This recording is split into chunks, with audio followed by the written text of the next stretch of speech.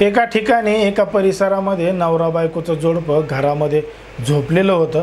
उन्हाळा चालू होता, घरामध्ये मोठ्या प्रमाणात गरमत होतं। आता घरामध्ये गरमत असल्यामुळं त्याची जी बायको आहे ती बायको तिच्या नवऱ्याला म्हणले की तुम्ही उठा बरं, इथून इथं झोपू नका, तुम्ही बाहेर जाऊन झोपा, बाहेर तुम्हाला थंड लागेल, बाहेर तुम्हाला गार लागेल।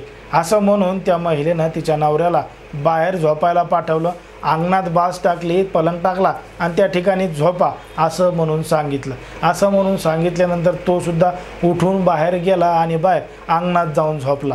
पण मात्र थंडगार हवा असल्यामुळं त्याला गाढ झोप लागली आणि झोप लागल्यानंतर त्याला झोपेमध्ये वेगवेगळे प्रकारचे आवाज येऊ लागले आणि आवाज आल्यानंतर त्यानं उठून पाहिलं, दाराच्या खिडकीतून डोकावून पाहिलं, तेव्हा त्याला त्याची बायको दुसऱ्याच व्यक्तीबरोबर झोपलेली दिसली आणि घडलं धक्कादायक प्रकरण, धक्कादायक घटना। नेमकं काय आहे संपूर्ण प्रकरण, कुठं घडली ही घटना, हे आपण अगदी सविस्तरपणे पाहणार आहोत। पण जर तुम्ही अजूनही आपलं चॅनल सबस्क्राईब केलं नसेल तर लगेच सबस्क्राईब करून घ्या आणि बाजूला असणाऱ्या बेल नोटिफिकेशनला सुद्धा ऑन करायला विसरू नका।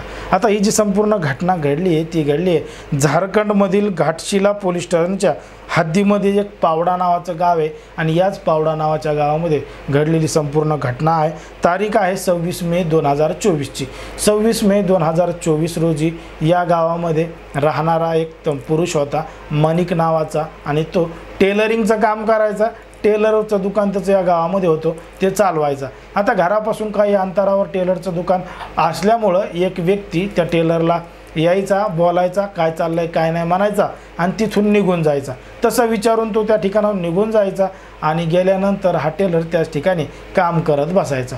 मग बऱ्याच घंट्यानंतर तो व्यक्ती पुन्हा यायचा, काय चाललंय काय नाही असं म्हणून त्या ठिकाणाहून निघून जायचा आणि असं मोठ्या प्रमाणात घडायचं। मग तो जो टेलर होता त्याला मोठा संशय येऊ लागला की हा जाताना मला भेटतोय, येताना मला भेटतोय, नेमकं अशा पद्धतीचं का बोलतोय।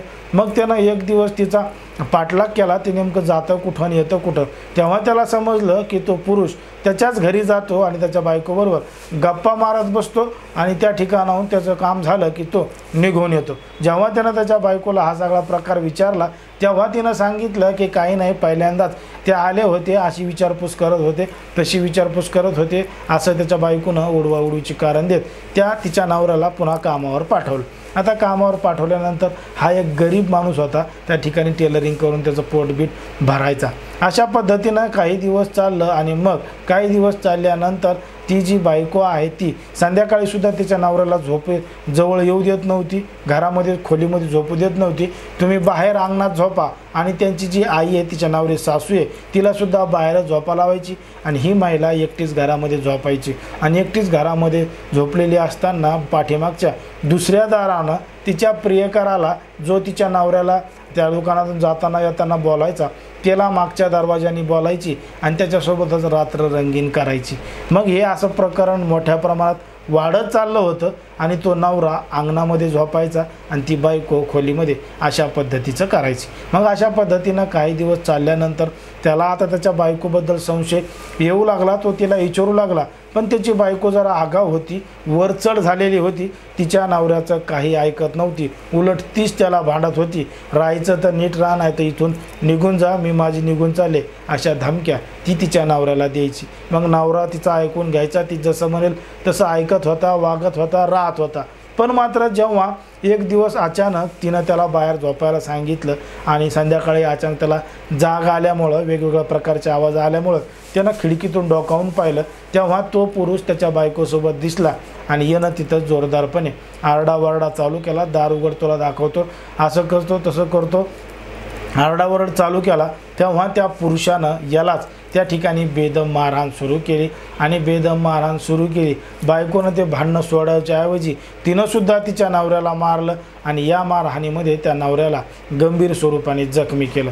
आता हा आवाज ऐकून आजूबाजूचे लोक जमा झाले, भांडणं लागले म्हणून ते भांडणं सोडवले आणि त्याला लगेचच मोठ्यापणा दुखापत झाल्यामुळं जवळच्या सरकारी दवाखान्यामध्ये नेण्यात आलं, ॲडमिट करण्यात आलं। सरकारी दवाखान्यामध्ये त्याच्यावर उपचार सुरू असताना त्याला गंभीर स्वरूपाची जखम झाली आहे असं त्यानं सांगितलं आणि मग पोलिसांनी त्याचा जबाब घेतला आणि जबाबमधून सगळी ही गोष्ट प्रकरण समोर आलं आहे की त्याच्या बायकोला कशा पद्धतीचा दुसऱ्या पुरुषाचा नाद लागला होता आणि त्याच्यासोबत करत होती. आता पोलिसांनी फक्त फिर्याद नोंदवून घेतली आहे, तक्रार दाखल करून घेतली आहे.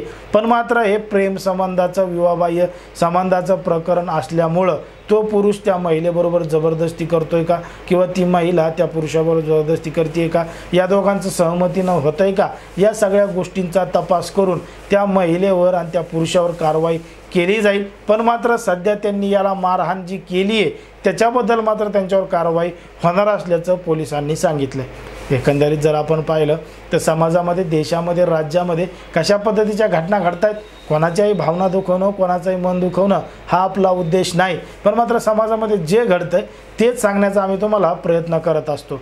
एकंदरीत या प्रकरणावर तुम्हाला काय वाटतंय, कोणाची नेमकी चूक आहे, कोणी कशा पद्धतीनं वागायला पाहिजे होतं हे तुम्ही कमेंटमध्ये सांगा. आणि अशाच पद्धतीचे नवनवीन व्हिडिओ पाहण्यासाठी आपल्या चॅनलला लगेच सबस्क्राईब करून घ्या.